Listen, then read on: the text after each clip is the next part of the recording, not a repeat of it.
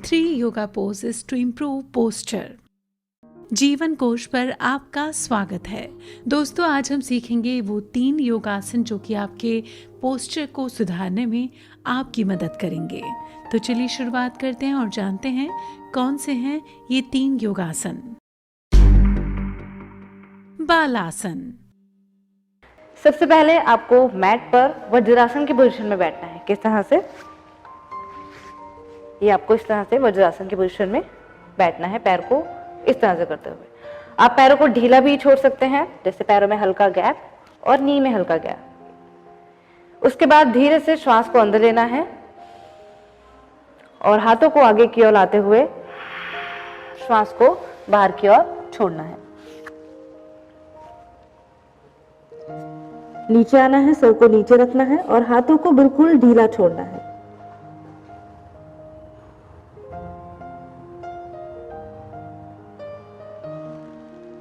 वापस से ऊपर आते हुए इनहेल और फिर दोनों हाथ इस तरह से घुटनों पर रख देना है। नीचे आते हुए आपको ध्यान रखना है कि आगे आप पूरा स्ट्रेच करने के बाद आपको जो हाथ है, अपनी एल्बो है, बिल्कुल आरामदायक स्थिति में रखनी है।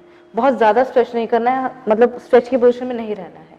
आपको अपना सर नीचे टच करना है। अगर आप नीचे आते हुए सर टच नहीं कर पा रहे हैं तो आपको दोनों हाथ इस तरह से रख लेने हैं, ताकि आपका जो बैलेंस है, आपकी जो गर्दन नीचे नहीं जा पा रही है, तो इस तरह से आप रख सकते हैं ताकि आपके नेक को आराम मिले।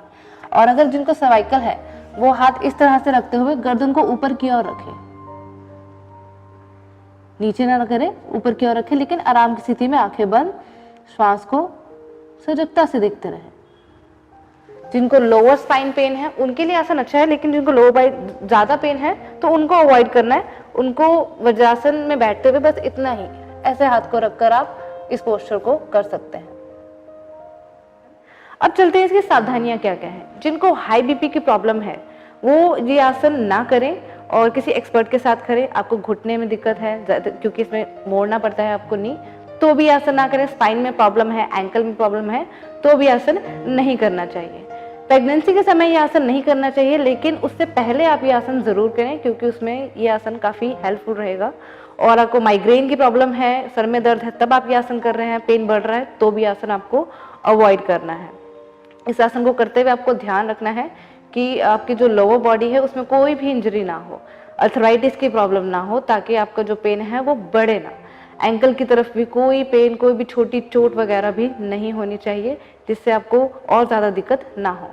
जितनी देर हो सके इस आसन को होल्ड करना है, मतलब आपको ये नहीं है कि इस आसन में बने ही रहना है। जितनी देर आपके लेग्स में पेन होना शुरू होता है जब आप ये आसन बहुत ज्यादा देर तक होल्ड करते हैं, तो ध्यान रखना है कि ये आसन उतना ही देर होल्ड करें जितना आप होल्ड कर सकें। 5 मिनट्स, 10 मिनट्स, 15 मिनट्स कर सकते हैं तो अच्छी बात है। और प्रिकॉशंस में मैंने आपको बताया था, जिनको सर्वाइकल और कंधे का दर्द है, वो गर्दन को इस तरह से, बैक पेन है तो थोड़ा सा और ऊपर, ये सब चीजों को देखकर आप इस आसन को जरूर कीजिए और इसके फायदे उठाइए। वीरभद्रासन। तो सबसे पहले शुरू करते हैं। सामने बिल्कुल सावधान की स्थिति में आपको खड़ा होना है, दोनों पैर मिले हुए। अगर दिक्कत है खड़े होने में तो आप हल्का सा गैप रख सकते हैं। उसके सावधान की स्थिति में खड़ा होना है। अब आपको ये जो पैर है अपने इस साइड, मतलब बिल्कुल लेफ्ट साइड की तरफ मोड़ देना है और ये राइट लेग आपको पीछे की तरफ पुश करना है। जो आपकी टो है वो 90 डिग्री नहीं रखनी है आपको, वो थोड़ी सी टिल्ट रहेगी इस तरह से। आगे वाला पैर को एडजस्ट करने के लिए आप अपने पोस्चर को चेक कीजिए। जो गैप है वो 4 फीट तक हो सकता है। अब अपने हाथ को इस तरह से ऊपर ले जाना है और नीचे आपको डीप लंज, मतलब आपको जो लेग है वो 90 डिग्री के एंगल में इस तरह से टिल्ट कर देना, मतलब नीचे डाउन कर देना है। और जो बैक लेग है ट्राई करना है कि आपकी हील जो है ज्यादा ऊपर ना है, इस तरह से आप कर सकते हैं। और नी, अगर आप इस तरह से कर देंगे आपका नी बहुत ज्यादा ट्विस्ट हो जाए, क्योंकि ये फ्रंट पोज है इस टाइम, तो आपको पैर इसी तरह से आगे की ओर हल्का सा टिल्ट करना है 45 डिग्री के इस तरह के एंगल में।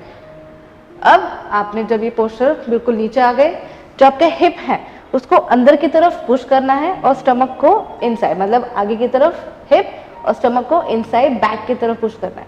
नेक स्ट्रेट और अब आपके हाथ इस तरह से ऊपर जाएंगे, मिले हुए या खुले हुए दोनों पोस्चर्स में हो सकते हैं। और गर्दन को ऊपर की ओर देखना है, हाथ बिल्कुल खींचे हुए, हिप आगे की तरफ और स्टमक इन। कुछ सेकंड रुकने के बाद धीरे से ऊपर, और जब आपको पोस्चर चेंज करना हो तो ये लेग और दूसरा वाला लेग आपका आगे की तरफ आ जाए। पोस्चर का पूरा ध्यान रखेंगे, इनहेल करते हुए और एक्सहेल करते हुए नीचे की तरफ आना है आपको। ध्यान रखेंगे बैक की तरफ आंख बिल्कुल ना करें, हल्का सा एन, और फिर धीरे से वापस आइए। जिनको नी प्रॉब्लम है, कुछ पेन है नी में, तो वो लेग को स्ट्रेट रखकर भी इस तरह से आप इस पोस्चर को कर सकते हैं। मतलब आपको बेंड नहीं करना है, हल्का सा स्ट्रेट रखकर आप हाथों को इस तरह से ऊपर कीजिए, तो वो भी आपके लिए बेनिफिशियल रहेगा। ये कुछ आपको सावधानियां ध्यान में रखनी है, किस तरह से पोस्चर को करना है, ज़्यादा बेंड नहीं होना है। और आपके जो हिप हैं ध्यान रखेंगे, जो आँख है वो बिल्कुल इस तरह से नहीं करना है आपको, हार्ट एकदम ओपन रहना चाहिए, बट आपकी जो हिप है वो अंदर की ओर, स्टमक पीछे की ओर, इस तरह से टिल्ट होना चाहिए। और जब आप लंग्स को एक्सपेंड करते हैं तो एस्थमेटिक प्रॉब्लम भी काफ़ी इंप्रूव हो रहती है और मन एकदम शांत रहता है। भुजंगासन। तो देखते हैं हम इसको किस तरह से कर सकते हैं। सबसे पहले आपको मैट के ऊपर उल्टा लेटना है, पेट के बल। देखेंगे अपनी चिन को मैट पर रखते हुए दोनों हाथों को अपने शोल्डर यानी कि कंधों के आसपास रखेंगे।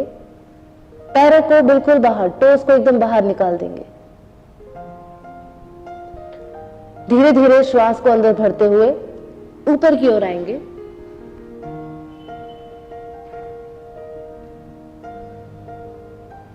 जितना आप ऊपर आ सके आप उतना ऊपर आए।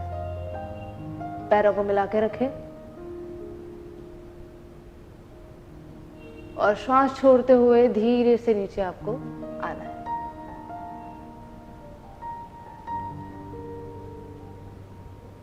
इसका दूसरा वेरिएशन मैं बताना चाहूंगी। आप इसको सरल, मतलब कि हाफ, सिर्फ इतना ही उठे, इतना भी कर सकते हैं। अगर आपसे पूरा ऊपर ना उठा जाए तो इस आसन को इस तरह से भी किया जा सकता है और फिर धीरे से नीचे। अब हम बात करते हैं इसकी सावधानियों पर। सावधानियां क्या हैं? एक तो जिनको हर्निया है, पेट से रिलेटेड या ऑपरेशन हुआ है या कुछ भी ऐसी दिक्कत है, उनको ये आसन बहुत अवॉइड ही करना है, करना ही नहीं है। और जिनको बहुत ज़्यादा बैक पेन है उनको भी ये आसन अवॉइड करना है। तो ये थे वो 3 योगासन जो कि आपके पोस्चर को सुधारते हैं। आशा करते हैं आज की ये खास जानकारी आपको पसंद आई होगी, और अगर ये जानकारी पसंद आई है इसे लाइक करें, शेयर करें, सब्सक्राइब करें जीवन कोश को, और बने रहें जीवन कोश के साथ।